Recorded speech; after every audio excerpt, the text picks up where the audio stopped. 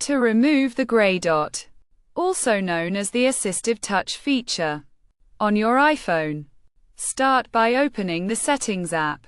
Navigate to Accessibility, located under General, and scroll down to the Physical and Motor section.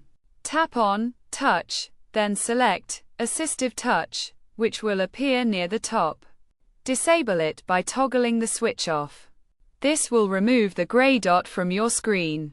If you ever want this feature back, you can re-enable it by toggling the switch to green. Assistive Touch allows customization, such as assigning a menu or specific actions through taps, making it helpful for individuals who may have difficulty using the device. However, for many, it can be an unnecessary distraction. Once disabled, return to your home screen, and the gray dot will no longer be visible.